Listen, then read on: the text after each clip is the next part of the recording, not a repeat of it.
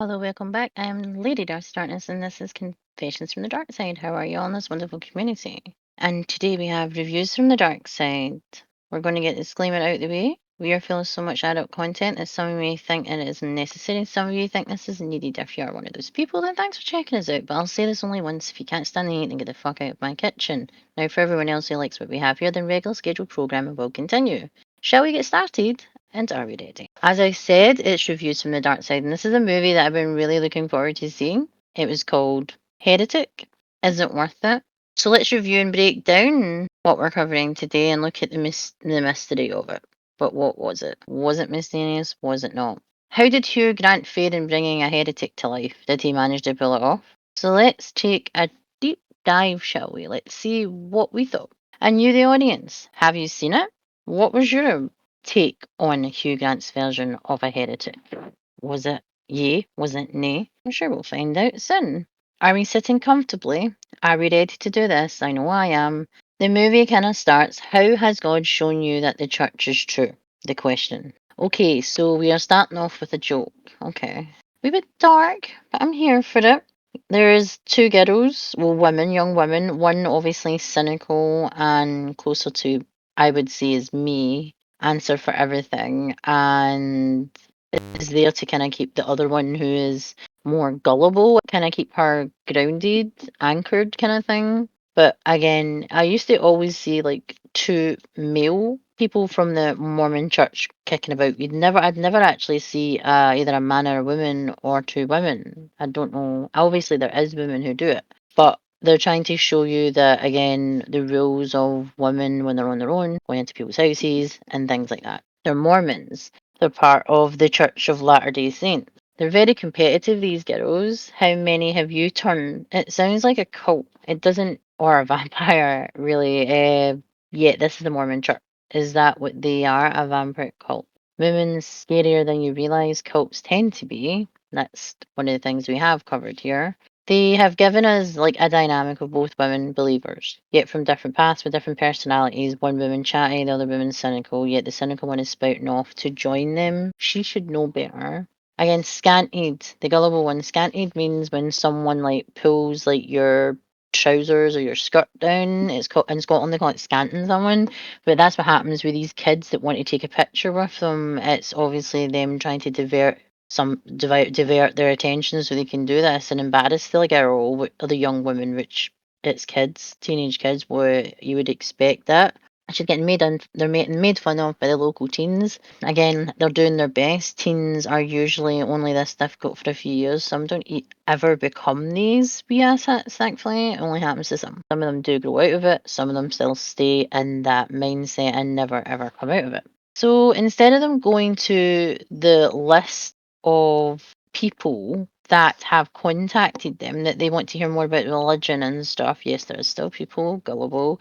They decide to go to the last person on the list because the gullible one hasn't turned anyone to the dark side. That is the cult of their religion. So they go there first because this guy's had more meetings and has more interaction with them, and apparently he wants to be baptized into their church, apparently. So they go there first. There's a list for a reason. Follow it. Also, they must check in like a lot of people have to do with their job when they go into folks' houses and stuff. But again, they don't do these things. But hey, they think they know better. Let's see. They go to a secluded house with woods. Not creepy at all. It looks kind of quaint and peaceful. But again, this is a psychological movie. So look at the shiny. Shiny is something innocent. But most innocence is stolen. And how much innocence do we even have now as adults, even with either changing faiths or faith in general? Knock on the door and one says, let's get you a baptism. They say it sarcastically about bringing a new follower into their religion, like it's stats for a call centre, like a Target. Mr. Reed. Creepy Hugh Grant. Who is creepier this year, though, I ask you, in 2024? Who brought the creepiest? James McAvoy in Speak No Evil, because he was a creepy bastard who made me feel unclean and not in a good way, or Hugh Grant in Heretic. So let me know in the comments below. They can't enter without a woman being present in the home, like I just said. But he says his wife will be joining them.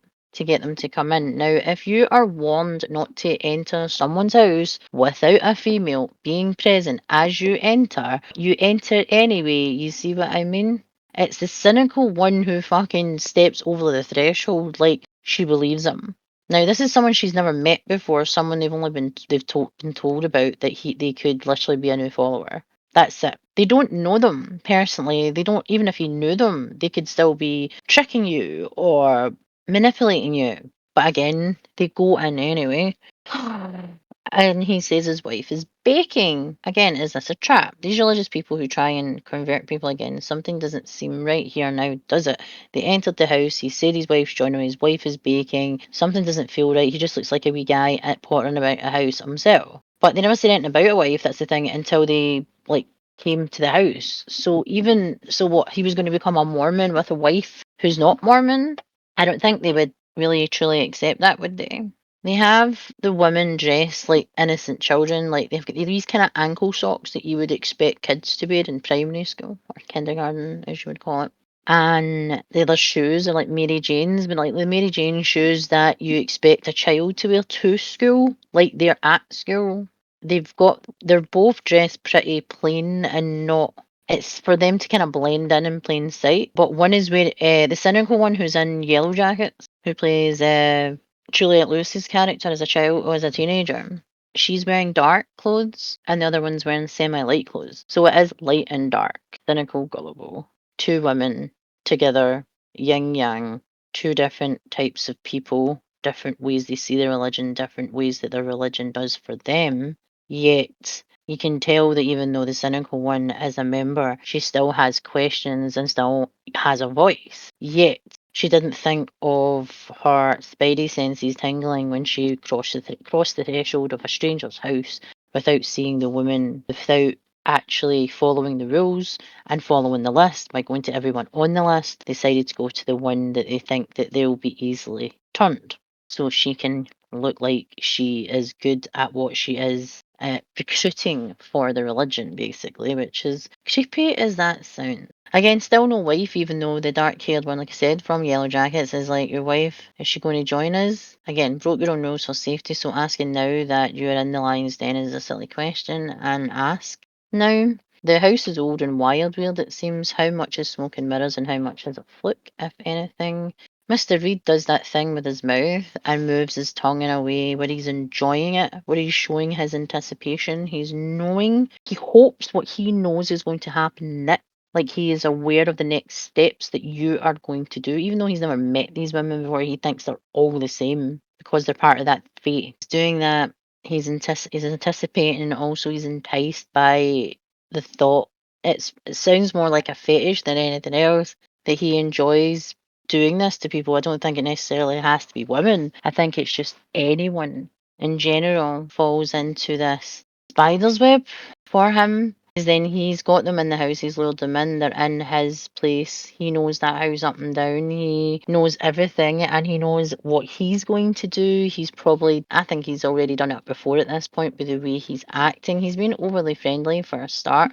I'm autistic and overly friendly people make me uncomfortable. Overly friendly people, because I'm thinking, are they hiding something? What are they hiding? And what the fuck are they going to do to me? Because they're obviously going to do something to me. That's how I see overly friendly people, and people that are wanting to do nice things for you. It's incredibly difficult for me to work out if they're genuine or not, because I can't read your face and I can't read your tone either. So it's incredibly difficult for someone like me. But he is planning, and most likely has planned, this sort of interaction already. It's like he's perfecting his gift or perfecting his, well, job. I think he feels that it is the way it's portrayed basically in the actual movie, the way they actually portrayed the clip, the actual movie teaser basically.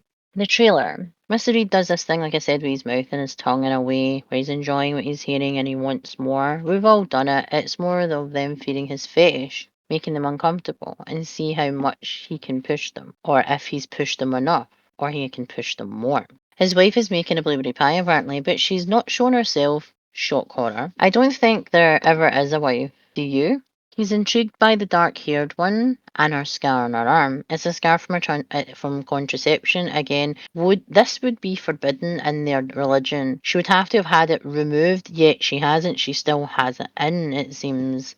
So why does she get to keep it when this is against their faith? Why is she getting special treatment? And he's noticing little teeny tiny details no one else really picks up on. Again, do it myself.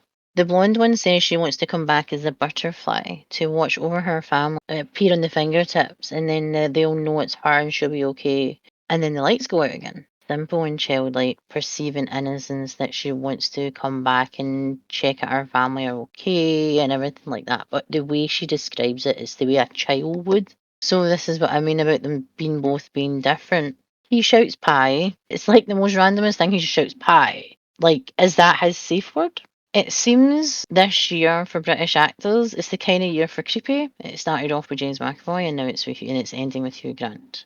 So it's a very, very strange, weird, unusual year for two well-known British actors to be in creepy as fuck movies. But hey, a conversation about religion and faith and subjects about topics about the origins, the contents, trying to make them fall from grace from their beliefs, taking their innocent blasphemy slightly. So we're going full tilt. You are in a cult to the religious representatives of the Mormon faith so quickly. Oh, okay then. Now they're talking about Burger King, what the actual fuck? And they cannot talk about Taco Bell apparently. This is a weird point even for me, and what the fuck? I just didn't understand it. Then they start talking about Scientology, and it's briefly like swept under the carpet as quickly as it could, and everybody feels like that with Scientology, don't they? And again, it's someone's going to be pissed at that. He holds a candle and says, "The more you know, the less you know," and then he blows it out. Not creepy at all. But the room is well lit with candles. Again, not creepy at all. He acts like the house is old and that the lights go out and that's perfectly normal. So he's got candles. So therefore, he literally has thought about every single step. That's the thing. And that's the creepy part of it. What goes on in people's heads, man? Fuck me. He wants to find the one true religion, of course. He wants to find the one true religion. Yeah, of course he does. Of course he does. And he did. No wife appears, no pie appears. Mr. Reed goes to get his imaginary wife that I wish, or he comes out dressed as his wife, a bit like Norman Bates, because he's got that look about him. The candle is blueberry pie. The wife is baking a blueberry pie. I was right. The wife doesn't exist for shame. If they were gullible enough to think there was in fact a wife, they need to wake up.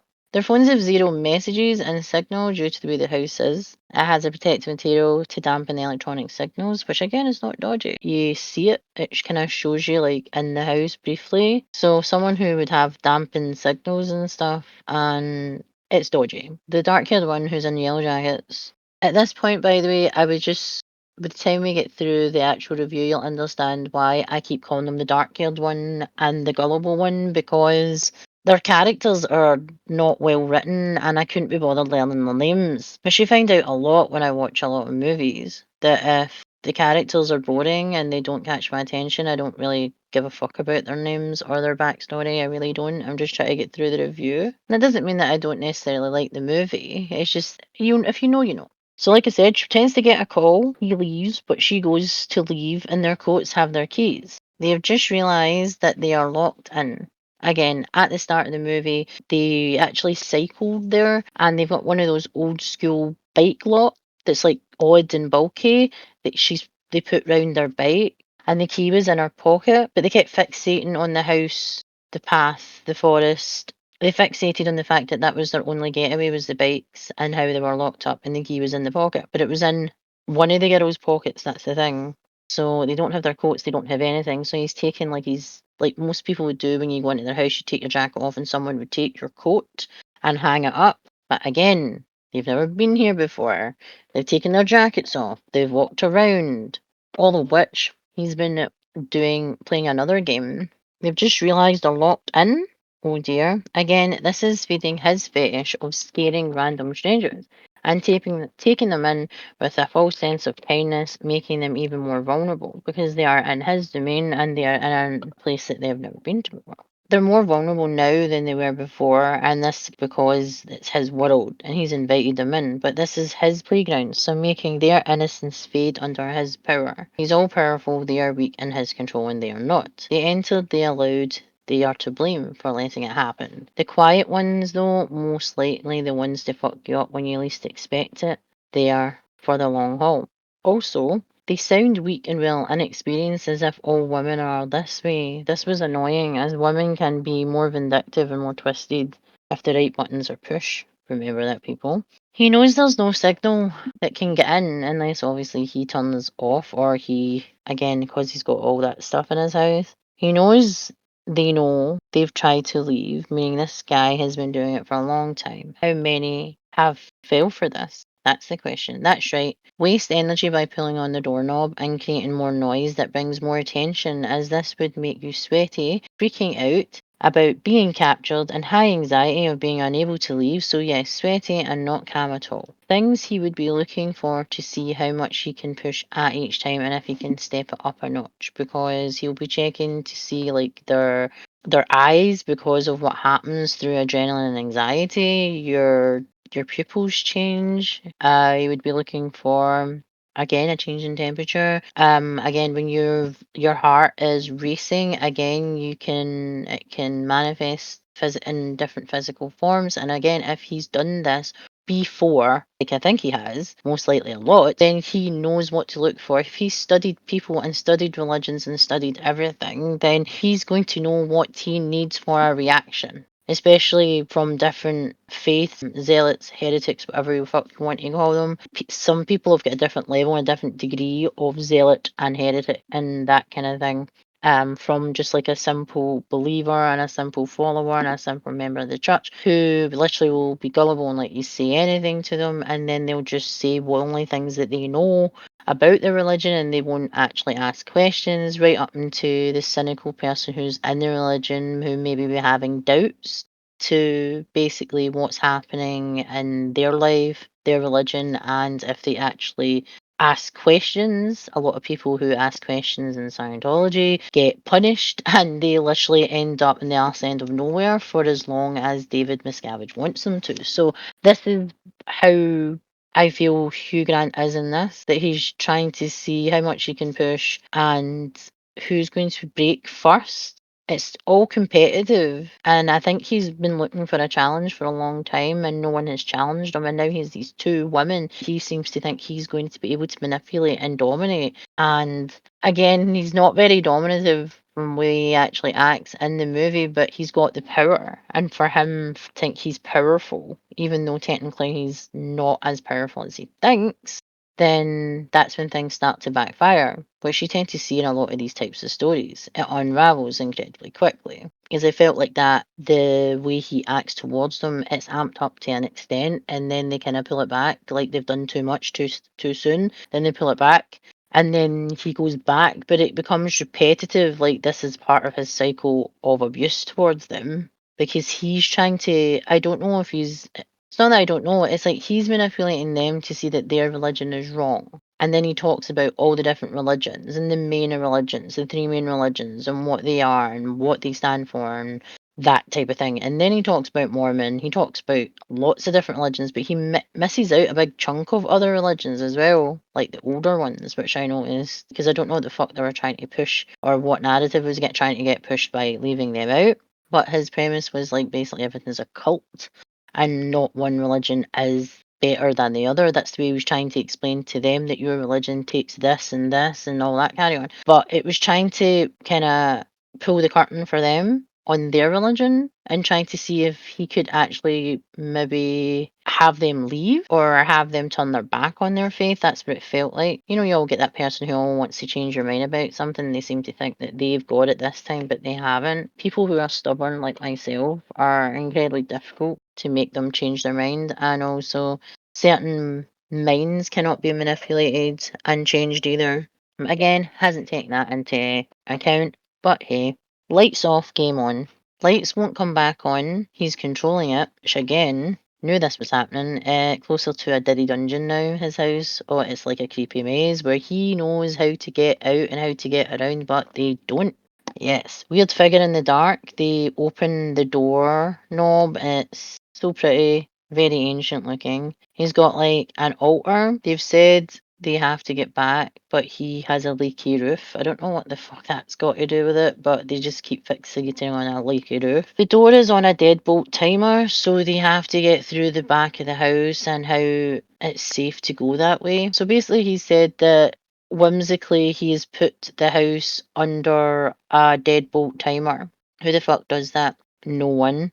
The only other people who would have deadbolt timers are people who were actually in there for a reason, but it doesn't seem to be that. His house is it's his spider's web to basically bring all people like that to. And it's like, do they ever get to leave? That's the thing. Are they ever found? Do they ever escape? Who knows? She says it's strange for a door to do that, and he agrees, but it isn't. He's not again specifying why. Tiny house again on the outside, but it could be like a target, a TARDIS. Again, looks can be deceiving, and it's just because it looks small doesn't mean it's not mighty. Little white lies about the call. He knows you are lying, and again, lying of any sort, especially to them, would be a sin because of their religion. So again, watching how they react when startled, how they manage to give a story and portray a narrative, all while he knows they are lying and breaking their own faiths and their rules, and that will be giving him a chubby. That's for sure. So they're easily turning their back on their beliefs, so preaching to him, he now has a point to say, you lied later down the line. As he doesn't seem to be the type of person that lets those little things go or allow them. There was a green door and a purple door in this room, one to the right, one to the left. Choose one, apparently they have their fate inside. Again, not dodgy or great at all. Rules we follow. That's what they were just going to. The rules we follow. Again, she asks, where is your wife? Yet he said, don't lie to him. They have already lied multiple times. They lied to their church and lied to themselves. They didn't go to the first name in the list. They went to the last name in the list. They decided to go off plan. Again, lie. They did it for selfish reasons, for personal gain. They entered the house and believed them that there was a woman when there wasn't, and they never seen it. They also didn't check again before they went. They should have checked about the people they were actually fucking going to. But again, all these things they've lied to themselves, their faith, and him, and pretty much everything that they believe in his eyes. So he's saying that you're no any better than anyone else because you have lied and you've done it in front of me. So basically, you're just as bad, if not worse. She lied about her scar as well when we lied by trusting themselves, by trusting him and entering his home, by believing his lies and putting themselves in danger for a non-believer. Now he's asking them a question, do you believe in God? Their God, yes. Your version of God, maybe not. Asking them if they choose to leave for comfort because someone told them to. They keep talking about leaving or using the phone, and he said he has no phone. Why would he need a phone? He's a loner. He probably made this choice not to. He's trying to brainwash them, and he was doing things to fuck with them so they were subservient to him. He wants them to suffer and be in torture while they are in his home, his church. He's giving them enough security, and he wants them to trust him. And he starts to peel back the layers of his personality, but slyly, that they don't realise before it's too late, so he can have more fun like a cat and mouse type game. He's looking for a challenge, and he thinks the dark-haired one is his best opponent. And he shifts his focus onto her. He's like, he knows the other one's there, but he's shifting his focus onto her because since he saw her, he seems to think that she is a challenge. Now, the gullible one, he's just thinking that she's just not important anymore. So he's now basically his focus is on her. So it's stormy weather with snow, and there's some creepy dude in a church with Buddy Holly hair, and it's Topher Grace as a Mormon. This made me laugh. If you're not aware who Topher Grace is, he played Eric Foreman in that 70s show. Apparently, he was also in Spider-Man as well. Hugh Grant tries to speak Scottish, and again, we don't like it. You do shit. Don't do better. Just stop trying, man. Out and doon. Piss the fuck off.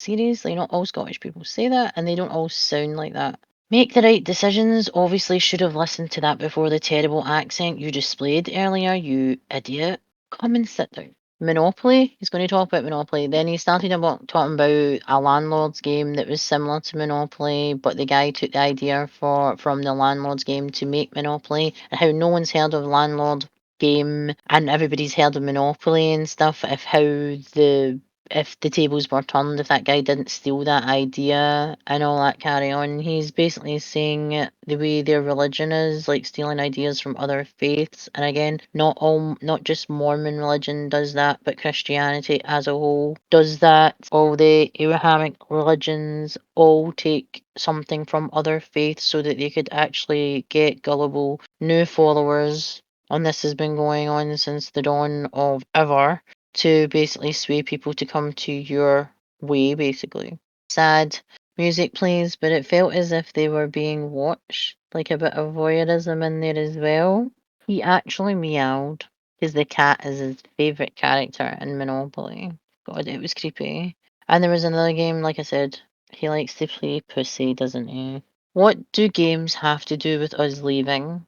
Everything if you lose. If you win, you also die. But you have the realization you made the wrong decision and shouldn't have lied and should have did what you were told to go to the first on the list, not the last. He's trying to re-educate them as they try to when they come to his house first instead of last. Now religious education about the big three, Judaism, Christianity and Islam. And then the Book of Mormon. It's when he's explaining to them the different types of, like I said, religions and the similarities and how they kind of contradict each other because they're basically the same religion, but they've just changed their god basically to fit with the narrative that they needed and who it was created by. So he's doing pretty much what most people who are smart enough to realise do on a regular basis, but he did it in a weird, creepy, sinister way. He badly sings a song called Creep by Radiohead. Oh, it was awful and uncomfortable. I don't know what was more uncomfortable when James McAvoy does the same thing and Sweet No Evil and makes you hate 80s classics with his creepy. Or him singing Radiohead's Creep. It was just absolutely, it was so destroying to watch. And it was another one that I literally wish I could peel my skin off and just escape. It was just not. They've overdone it, I think, with the nut job scale for him, because they've had to, because they're trying to show you how people can actually be. It's doing nothing again for us. So many similarities, like I said, to Speak No Evil and the same level of abuse and the same tactics of abuse. Talking about plagiarism and now comparing it again to old religions and their religion, this is a no-no religion. They don't like it when you actually tell them that their religion is wrong or the fact that their religion is based in another faith. They don't like hearing this. This is blasphemy, for fuck's sake. That you would dare say that. He's saying that religion is like selling a better song or a better board game. And again, in some religions it is, because it's not really a religion, it's more of like a business transaction called a cult. They keep listening to the answer song over and over. Torture again. He believes in things being redone and evolving, but he still seems to believe his way is the best way, and by punishing these women and torturing them so that they see he is right and they're wrong. Typical abuser right there. And dictator and cult leader there. Now all I need is the air that I breathe, then the lights go out and I project a light. All the stories about people and beliefs over the centuries. Again, Topher Grace is trying to find these two women that are part of his flock, his people, his followers, and he's trying to retrace their steps by taking their list and going to visit the people they were supposed to visit that day. And he goes door to door, and the weather's getting worse and worse. And he realizes that all the houses on the list they haven't been to, so he goes to the last name on the list to check who obviously is him. But he's looking for them because nothing is adding up, and they're not answering their phones, and he's not managed to get a hold of them, and no one's heard from them. So he is doing his job by looking for them, but again, it's just some things don't need to really be there. Now he said all the legends are like Star Wars and Jar Jar. And he does an impression that again no one really wants. No one ever wants anyone to imitate Jar Jar Binks, even Jar Jar Binks himself. It's just really weird. He loves educating everyone, but only in his way, remember. So it's not about education as a whole, it's about his way or no way. There's so much bad acting, and I don't believe they are. I think they are annoyed. I don't think they're scared. Annoyed, yes. But he's written disbelief on the door in the water room with the Lakira. It's like they want to leave. He's fucking with them and he's trying to break them down, but these two have both become gullible and easy prey for him. or that's what he's being led to believe. There's only so much that people will put up with before they break, and they can break and they're easily to be taken over, or they can break and it can go the other way and they become a nut job. And they could literally do more damage than he ever expected. She says all his BS back to him, and he is drinking a tea like, oh goody, I have rubbed her up the wrong way. Now I have a suitable opponent. Then they leave through the other door because they still believe it's not easy to leave. Again, round one.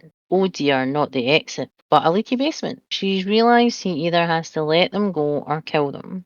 The dark-haired one is trying to get out and is destroying the place. She's basically built a tower of Jenga of chairs and tables. Now, when does this ever go right? And it's in a basement, a wet basement as well. That it's crazy. Like I said, the house looks tiny, yet they are in the basement that looks bigger than the actual house itself. So that's what I'm saying. Looks can be deceiving. A figure has just appeared that has pie, and she was comforting herself like she was in pain. She's in pain and suffering, and the song Creep is playing, but it's not playing loud or anything like that. It's just playing like in an old radio, so it's like really crackly and shit. Their safe word is magic underwear, people. And again, how the fuck can you get that into a fucking sentence when you're running for your life? It makes no sense. He's building a wee hereditary creepy dollhouse type with a bird's eye view, carving out the wee wooden figures, placing them in the maze kind of thing. This is what the actual front cover of the some of the posters were. It's his face completely black, and his face is like kind of coming out like opaque, and then it's the maze of the house. His torture, his basically place where he is dishing out his own judge, jury, executioner type weird voyeurism abuse that he's doing to people. That, as people know, I don't have a problem with people having faith and people following our religion. If that's what makes you happy and you're not doing anybody any sort of harm or hurting people or yourself, I don't care. But I do care is when you try to brainwash people or say things to people about your religion being better than their religion and all that shit, when no religion is better than any religion, to be fair, especially ones that were created for probably all the wrong reasons.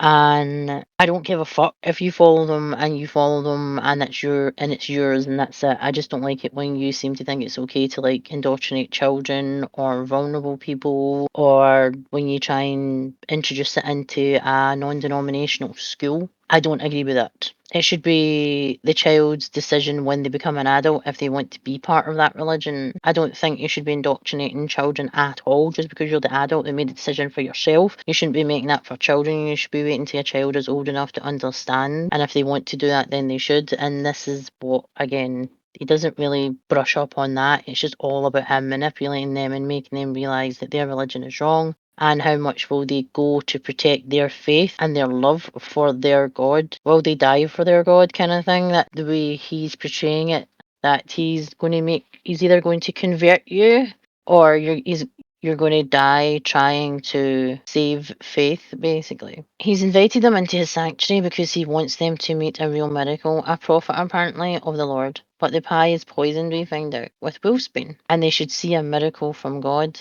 The wolfsbane killed this entity. This woman he's said that she's a prophet, but she's not. She's one of his prisoners. We don't know if she's been like these women and he's managed to manipulate them and into basically staying there or whatever. We don't really know at this point, but we know that she is there and she is in a lot of pain, and you can see by the way her body is and her demeanor and the way she's standing and the way she's walking. She's just a shell of a human being, to be fair. He's keeping tabs on them all the time and he's writing things down. And also he needs them to check her pulse because she's obviously passed out or thinks that she's dead because she's eaten this pie. Again, the chemicals in her body are causing a reaction and it was made to scare them. It's just annoying. It sounds like when you hit the pan at the right time, no more, no less.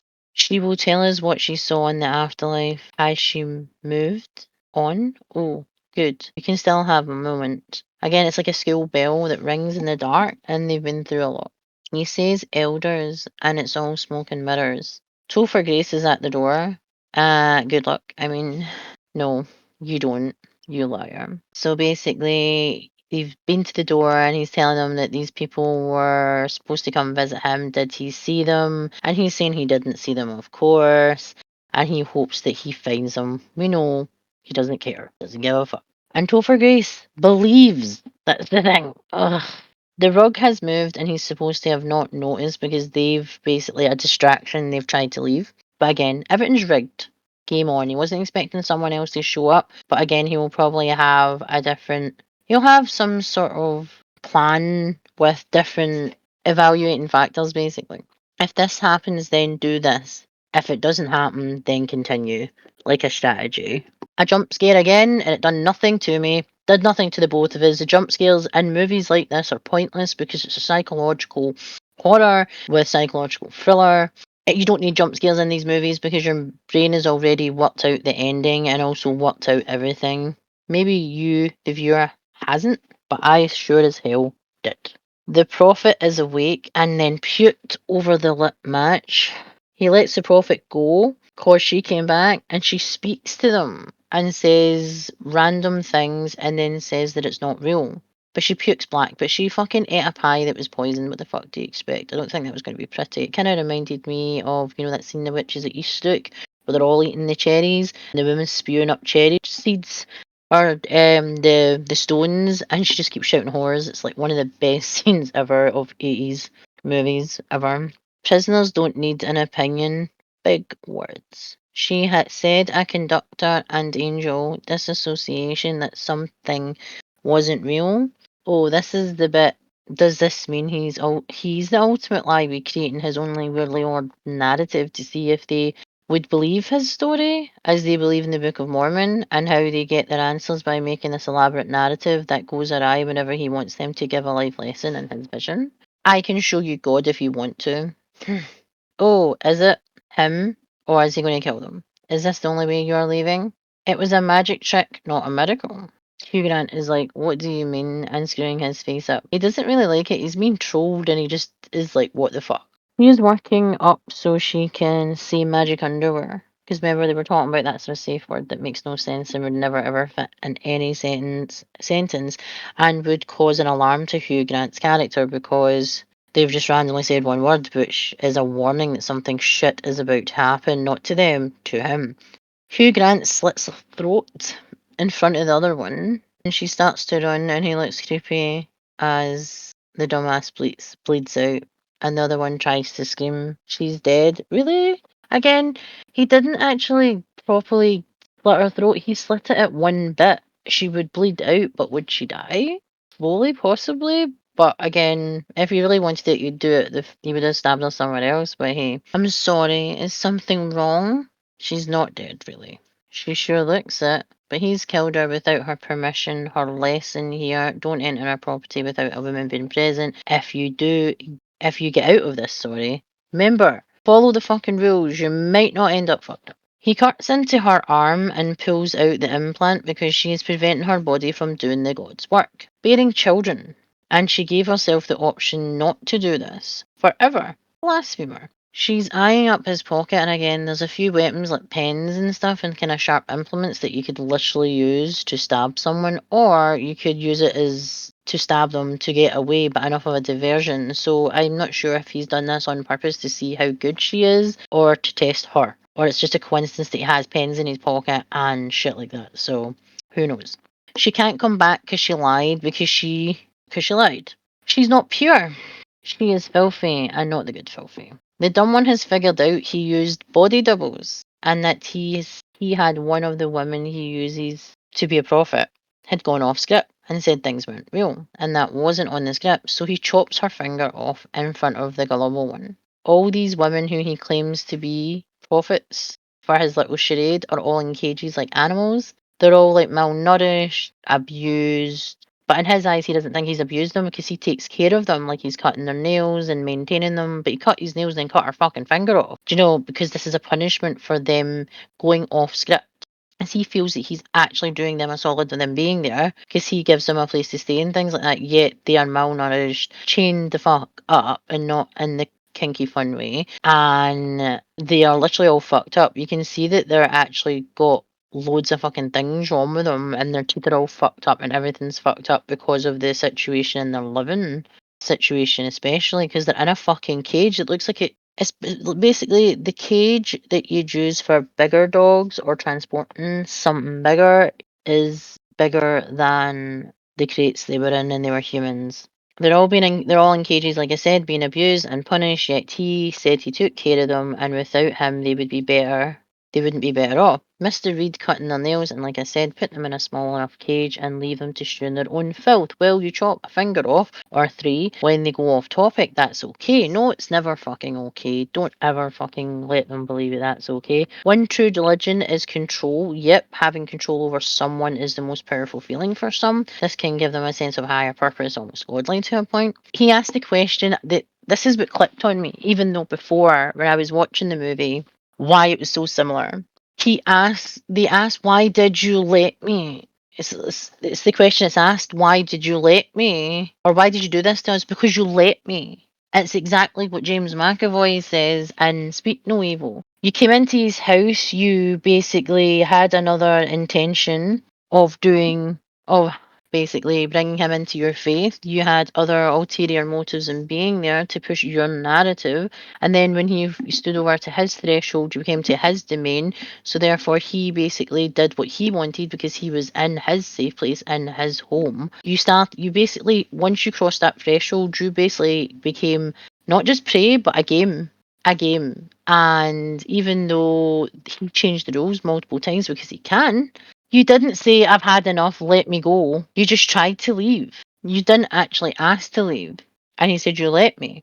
So again, if they would have asked, will we have to leave, or we can't be here, or I want to leave, then would they be able to? But he said, you let me, meaning the fact that you came into his house and you didn't really question and you didn't stop him. So therefore, he kept doing the things he was doing until he pushed a point where it wasn't okay, even though none of this is okay. He's trying to push them to see how far he could get away, put it that way. Again, like I said, spoken and speak no evil. It was such a disappointment. It felt like the religious zealot route kind of like died halfway through the film, it felt like. So they basically did speak no evil way, a religious zealot route. And again, instead of wanting money and everything but people own, because they are disingenuous people and speak no evil, it wasn't through greed, but he wanted to do it through control. And they did it through a religious way, and they used Hugh Grant instead of James McAvoy. Again, like I said, the Full House is a maze and he knows how to get out and no one else does. The gullible one stabs him and he survives. She tries to get away and he stabs her in the stomach with what looks like a small carving blade, so they go out together. He tells her to pray like a weirdo, saying pray for us. Pray to who? Praying doesn't work, and he makes the most submissive sound when she said that prayers do nothing, and she talks about a study saying that partners make no difference, proving that she isn't a full believer. He's stating the obvious now. He has now crawled over and is up against her as he is bleeding out and lays on her. And he cries. He's a cheek to fucking cry after everything he's done, or it's a realization that he's fucked. Like he's well at peace, but it's creepy. Like the one who cries after and then doesn't want to talk about it. He basically cried because he got taken out of his own game. And it makes me laugh because he seems to think crying and putting his head on a girl that he was manipulating and abusing and torturing, it's okay to cry because that's like his penance. He's wanting forgiven because he's crying because he's done something wrong because he doesn't get to finish what he started. He literally has been taken out. I think it's more of a cry of, I didn't get to finish. The other who wasn't dead, who was dead but isn't dead after all, gets up and hits him with the wood that she had already taken that had fallen off the chair in the basement. It kept focusing on that because there was nails sticking out of it. Because again, if you get hit with that, you're fucked. If you're pulling that out, that's going to fuck you up just as much. So basically, she takes him out with that. Everybody's bleeding. Basically, everybody's fucked. Was it a miracle or a fluke? Did they finally beat him at his own game? They find the key in the model. The blonde one escapes in the snow with the phones and tries calling from her phone, and then it ends. He's taken out, but he tried to take out people in the process. So let's see. what IMDb says about it, shall we? It was a 15, it was an hour and 51 minutes long, and again, it didn't need to be that length. It was, the poster is question everything, and it's him being creepy with his hand and two wooden figures. He looks closer to a paedophile than he does anything else, the way they fucking portray him in the actual artwork. A creepy old guy with a little girls, that's what it looks like. It comes under psychological thriller, psychological horror, horror and thriller. Two young religious women are drawn into a game of cat and mouse in the house of a strange man. It's directed by Scott Beck and Brian Woods, and who also wrote it too. It stars Sophie Thatcher, Chloe East, and Hugh Grant, and again, Topher Grace. Not lots of people that are in it. Someone called El Young played the prophet. But again, there's things like teenager, neighbour, believer, pedestrian, driver with car, disciple, missionary. Again, missionary number 1, apparently. So there's not many people in it. Like I said before, you don't need loads of big actors or big stars, or even lots of actors in a movie for it to be good. A small cast can actually benefit the movie, especially if it's not a big blockbuster. Like this was not a big blockbuster movie. Let's see. Parents Guide. No, we're not ready for Parents Guide yet. Again, it came out on the 1st of November. It actually came out on Halloween in some places. It grossed in US and Canada. It made $27,791,987. Gross worldwide was $43,977,764. And opening weekend in Canada and US was $10,829,810. So it's not even told you how much the movie cost to make. There's a ton of words that I will say. So the keywords we have psychological horror, survival horror, atheist, reference to Radiohead, Mormon, reference to the Hollies, suspense mystery, psychological thriller, mystery religion, birth control implant, references to Hardy's, magic underwear, cat and mouse, blueberry pie, references to Monopoly the game, stabbed in the stomach, human in a cage, throat slit, stabbed in the throat, theological discussion, theology, religious debate, religious discussion, theological debate, religion, Latter-day Saints, female missionaries, door-to-door evangelist, comparative religions, butterfly, near-death experience, iteration, reference to a prophet, reference to Joseph Smith, Mormon missionaries, trapped in a basement, Mormon church, return from death, religious fanatic, body in the basement, promise of resurrection, dead woman on floor, trapped in a house, reference to polygamy, fascination with death, thanatology, Book of Mormon, poison pie, psychological control, cutting off finger, psychological horror game, naivety, divisive person, heretic, religious outcast, cynic, zealot, thought control, social experiment, misogyny, are you fucking kidding me? Reference to the butterfly effect, contraceptive implant, reference to Burger King, reference to Spider-Man, Monopoly, the board game, woman pants, which is scanted here in Scotland. Trimming fingernail, food poisoning, throat cut, hidden door, lying about having a wife. Character says with great power comes great responsibility. Spoken like a true cunt. Woman in a cage, finger cut off. I will specify that was not in the description. That was just me ad-libbing. Carrying a bike upstairs, board with exposed nail. Reference to Robert Frost, pants again. Scented candle, reference to N out of burger. Okay, reference to Swamp Thing, reference to Taco Bell, reference to Jack in the Box the restaurant, reference to Lou Gehrig disease, references to Lou Gehrig, references to Wendy's, references to Carl's Jr., sorry, references to Checkers at the restaurant, references to Rally's restaurant, reference to Voltaire, reference to Jar Jar Binks, reference to Bob Ross, reference to the Book of Mormon, the stage musical, reference to McDonald's, Matchbox, The Landlord's Game, Coat, Basement, Quran, Key. Oh, there's 12 fucking more, and I just gave 50 more. Key, Bible, Torah, bicycle, belief in miracles, religious women, death door, lie, locked in, miracle, taking a photograph, reference to Lana Del Rey. Now, I thought that was fucking hilarious though when they did reference Lana Del Rey. I was like, what the fuck she got to do with it, man, for fuck's sake? Obviously, everything. So, we've not did parental guide yet. Let's do that. Let's see what it says. This has to have something good in it. Sex and nudity mild because there was nothing. Violence and gore moderate. Profanity none. The minute he opened his mouth was fucking profanity. Alcohol, drugs and smoking none. Frightening and intense scenes moderate. I know it's not under drugs technically, but she has a medical implant in her arm that is used to regulate her cycle. So technically it is a form of drug when you think about it, because they take something, there's something in your body to regulate that. Like, it's like taking the contraceptive pill, but it's already in you kind of thing. So fuck knows. So Sex and Nudity, the mild stuff. The opening scene features a strong, crude sexual conversation involving graphic discussions of pornography, penis-sized condoms, and masturbation. I don't actually remember that conversation in Heretic, but hey, it sounds like all the fun stuff. Mr. Reed suggestively mentions that he knows it's weird for him to be alone with two teenage girls. They aren't fucking teenagers. They look a bit fetty the way they're dressed, but they've tried to make them innocent and look like children. He seems to have no interest in doing anything to them or with them.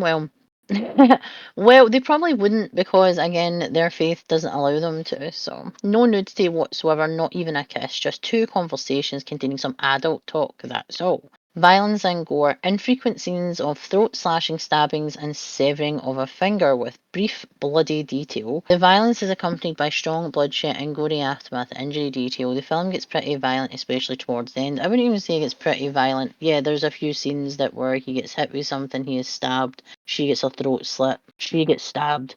That's nothing compared to the violence that he was actually inflicting on their brain, basically. Spoilers, apparently. A character slices another's arm and reaches into it, grabs something in extremely prolonged and disturbing sequence, pulling an exposed vein in a graphic manner.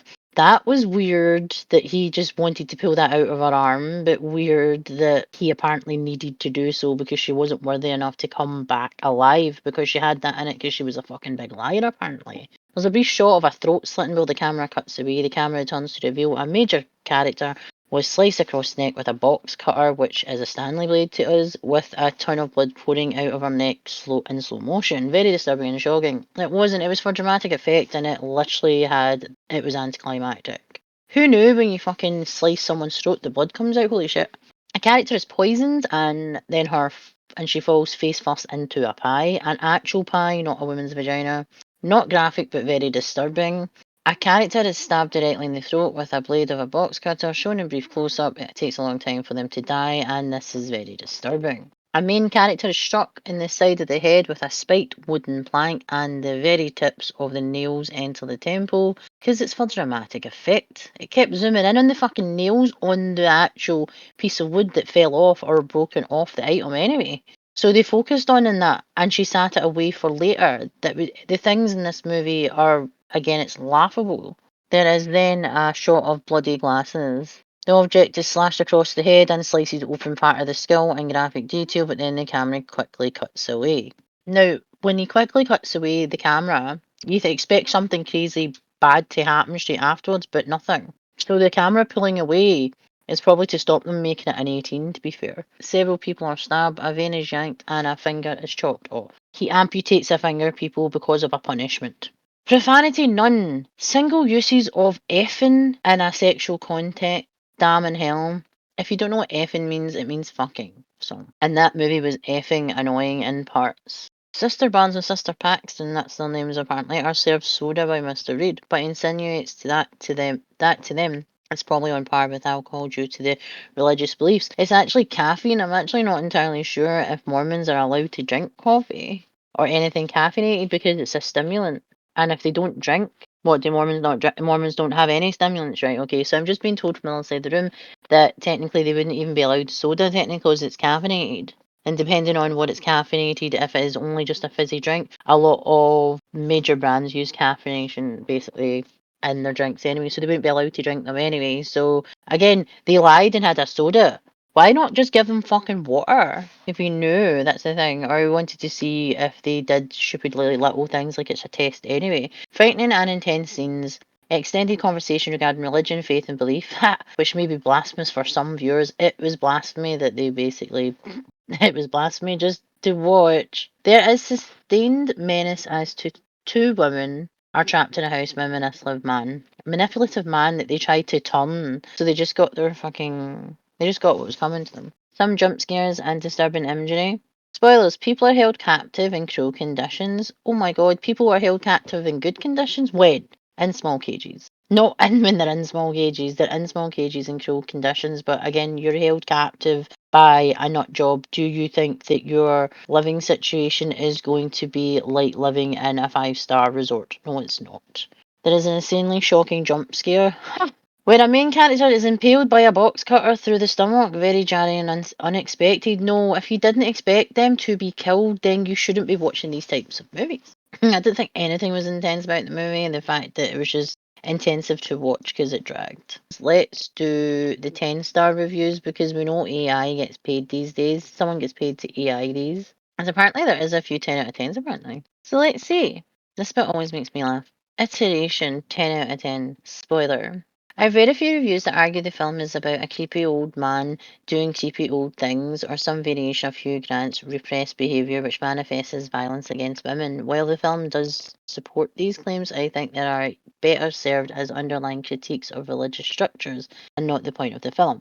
I also think this reading flattens the complexity of the film and completely misses the point of the ending. If the one true religion is control, Grant/Mr. Reed demonstrates throughout the film that he is his own God, as well as a God over others. He controls them, decides their choices, blesses the faithful with the promise of everlasting life, and punishes detractors with death. He is also knowing in his house, but I imagine his religion and God image goes kaput outside of his house. Mr. Reed, for all his knowledge, forgets that there is both an internal and an internal locus of control. Therefore, the one true religion isn't control, as internal, external control over others. Grant is its control of one's own autonomy and choices. Thatcher, East, and Basement Prophet number 2. This is best articulated with the birth control. Mr. Reed is a false god or prophet maker who creates religious doctrine by controlling behaviour and fabricating miracles.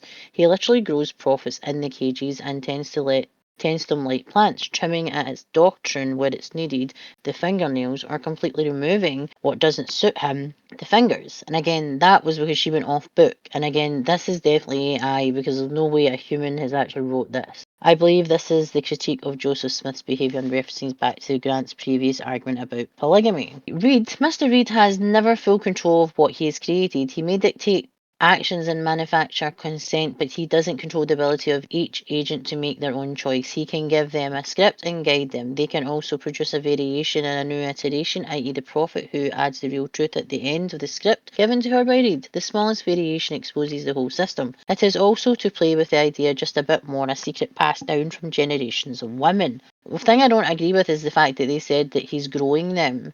These women look like that would say that he actually has abducted children or babies the way they fucking described this. That he's been growing them from a young age. What, has he been abducting children? Is he a child abductor now? An abuser? And then keeping them in there. And he's not keeping them in there for any sort of sexual thing. It seems to be just that he needs these women to act like prophets, to act like if he kills them and they come back, then he is almighty and people should be worshipping him. Definitely, aye, that's not been written by a person. It literally goes on for about 3 fucking pages, by the way. That's 10 out of 10, with spoilers as well. Chloe East, who is played by Sister Paxton, is the new consciousness. She is the one who is given the key to unlock her own prison. She pays the price for knowledge, her suffering, witnessing the depths of evil, becomes a new iteration of consciousness. Furthermore, to really drive the nail home, she is stabbed in the gut. The failure to trust her instinct and wisdom, and is, in essence, reborn outside his house to create her beliefs anew and make her own choices. He is the one who is reincarnated religiously and now knows that he is not coming to save her. She must save herself, make her own choices, create her own path in the fresh snow. I don't think she's thinking about any of those things, to be honest. She's probably thinking, holy fuck, I got out, everybody else is dead, I probably should, phone, tell someone to come before, he wakes the fuck up and he is not dead. I don't think that she would be thinking that that she didn't trust her own gut. She realizes and works things out when the other one is apparently dead.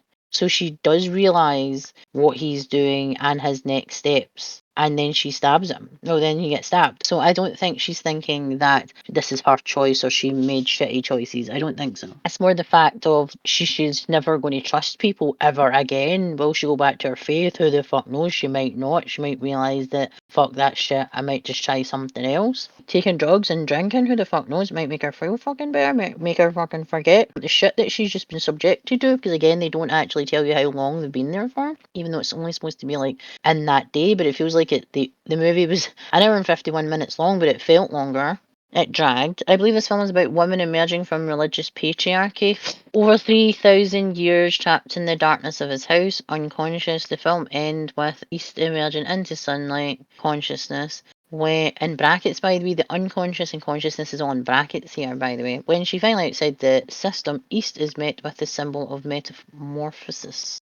Again, not written by a human. I love this film. The performances are brilliant. The script is wicked smart. Ugh. The cinematography is genius. There we go. We experience the world as the sisters. The image is always slowly revealing knowledge to the audience. The initial shot demonstrates this brilliantly. I can't thank the directors Scott Beck and Brian Woods enough. Films like Heretic are the reason I go to the movies. Also, I love you, A24. So is this someone, Christopher Collins, do you work for A24 or you want to work for A24? Because that movie sucked. That description sucked. That was a whole load of look at the shiny and not actually watch the film, and then you watch the film and wonder, I did not fucking watch that film. I am not reading again another one. They're like pages long, the 10 out of 10s, a lot of them, and they are not written by a human. That's been put through AI. So we're going through the 1-star reviews because I am not sitting through that again. So Reddit, the movie. The film is basically everything you hate about Reddit condensed into one painfully overlong package. The filmmakers are desperately trying to preach their incoherent worldview, but failed miserably. Agreed. It's an assault on the intelligence and attention span. Again, I agree. Some of the acting is quite good. Meh.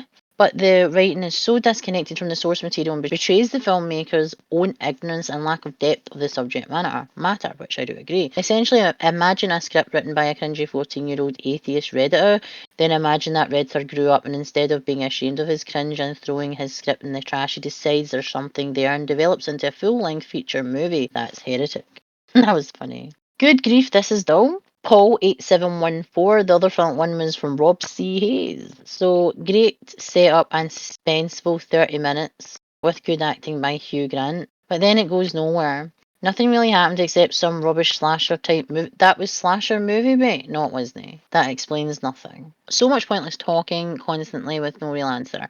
No twist, no real character development, no real action or horror, no real ending, and just a feeling of being ripped off. I went to see this tonight instead of Smile 2, and I'm really annoyed. I could have seen something with a plot, the real ideas, and yes, I'm ending and a conclusion. This is a genuine waste of time. Avoid at all cost. 1 out of 10 again. Shallow critique and predictable ideology. I watched this film knowing its rating was outside the curve on IMDb, outside the range where the best films typically fall between 4.8 and 6.7, and once again, my prejudices were confirmed.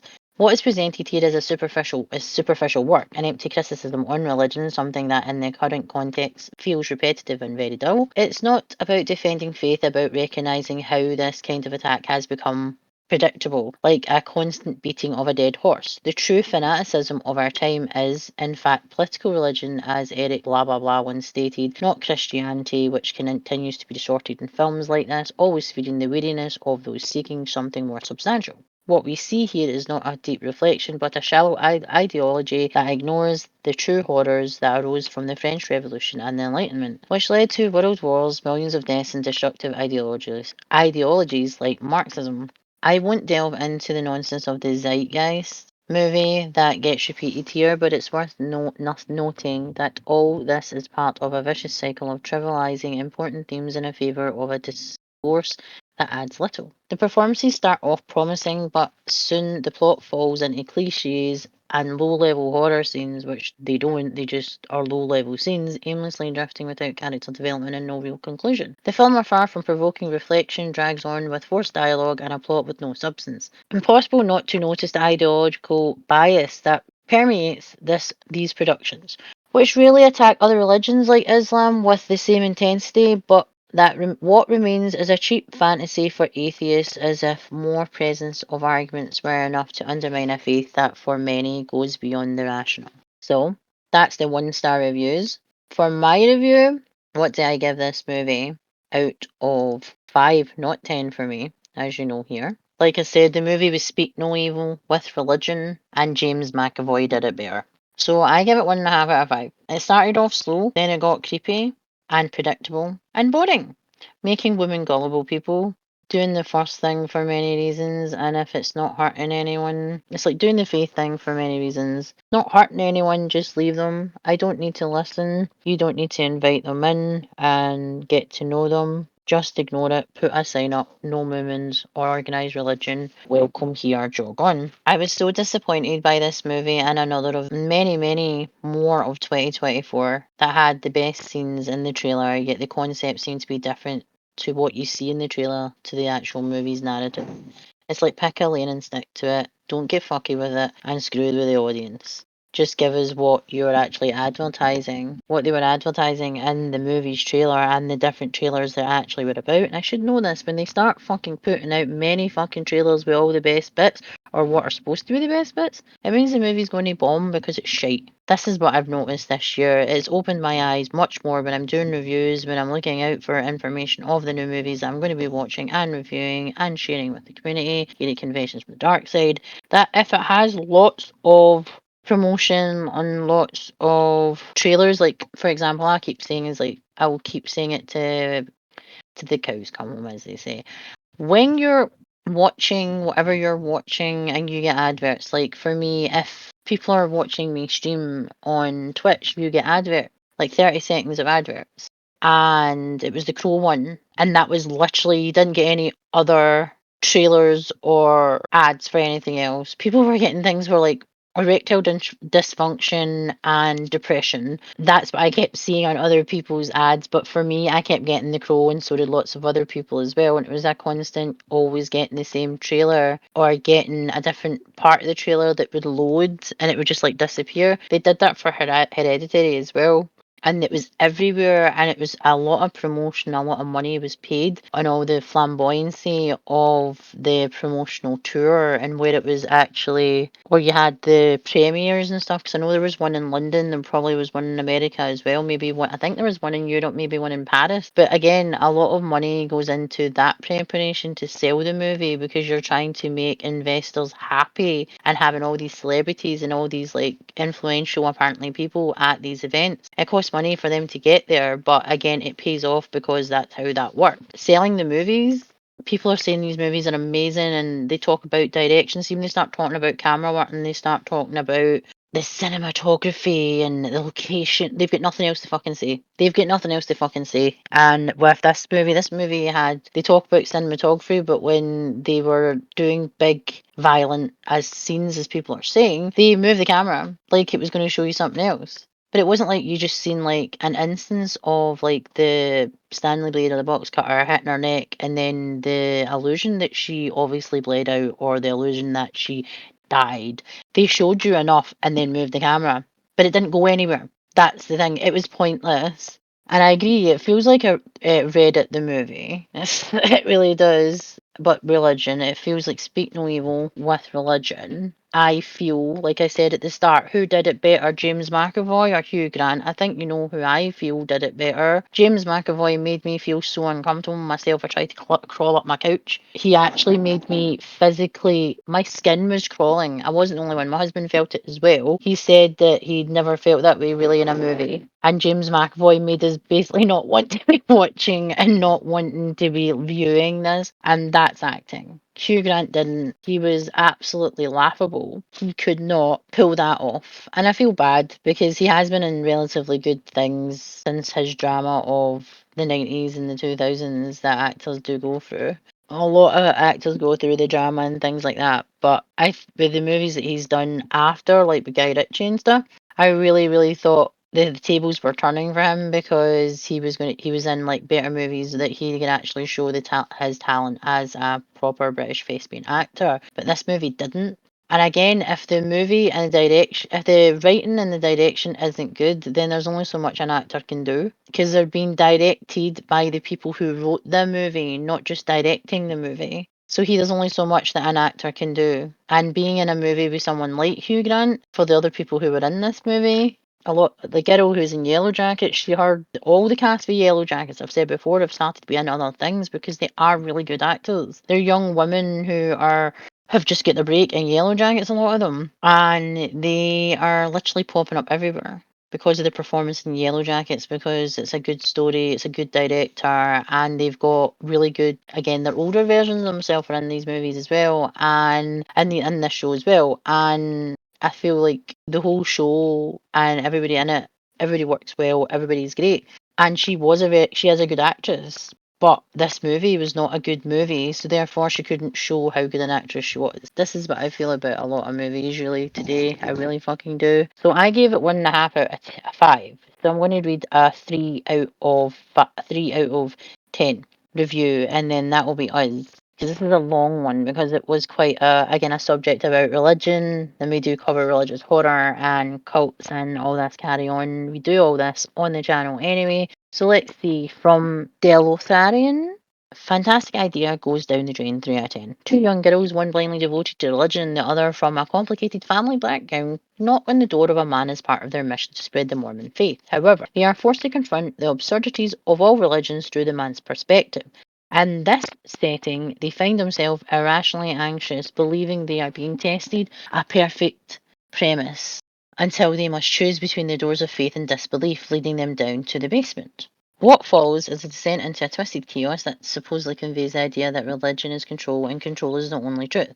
The initially naive girl inexplicably transforms into a genius, while the man who was not originally violent becomes a deranged aggressor. This absurdity undermines the story's potential. If it had stayed on the line where the girl's fear stems solely from their belief and being tested, it could have been perfect. I still don't think they could have pulled it off by going down that way either. Again, he's obviously done it more than once, and these aren't the only women that he's subjected to. The women that are in those cages are most likely the women that he has done this to, or women that he, again, has been tested, but not to that extent. Can someone turn on the lights, please? I decided to watch this one because I like Hugh Grant. I love horror movies, and I saw this movie got good reviews. I didn't like it. The movie basically has two parts. The first is when they enter Hugh Grant's place and eventually realise they're trapped. The second half is when the girls are actually trapped and have to figure out what to do. The first half basically consists of Hugh Grant's lecture, where he talks about board games, music, and religion. The second half is a frustrating watch because the lights are turned off and we can't see anything. I felt as if I was staring at a dark TV screen for a large portion of the movie because the setting was so dark. And along the way, we get more of Hugh Grant's nonsensical lecturing. Don't bother watching. He did the whole thing where he switched the lights off. Again, switching the lights on and off, and the music and stuff has actually been used in torture in the military and many other departments, and used all over time, basically. Music, sounds, and things, even pictures. You see it in The Clockwork Orange, where he's made to watch things over and over and over again as a form of punishment, as a form of torture, and also to control, manipulate them into subservience and behaving. What he's doing has been done before, but they tried to do it in a way that would be, I think, more understanding for this world. But is it? I don't believe it did. It did go awry, it did drag, and if people went by the 10 out of 10 AI fucking reviews, well, shame on you for fucking not doing your research. People giving it 10 out of 10 who obviously don't understand religion and the the way religion actually is and hasn't changed, if what religion hasn't evolved. I would believe that it literally got worse because it's just encouraged people to go out on their own, and what they do is they tend to take parts of beliefs and faiths that they like and try and pass it off as their faith, but it makes no sense. And that's what you find a lot with cult leaders, zealots, and heretics, and that's what they're actually trying to portray him as. But I don't feel that Hugh Grant is a cult leader or really a heretic or a zealot. He's mentalist, yes, and he can have a fanaticism about religion and about how the way people perceive faith and how they use it, and how people who are supposed to be religious are actually condescending cunts a lot of the time, and also the fact that they bend their beliefs and their faith when they're explaining, especially to people.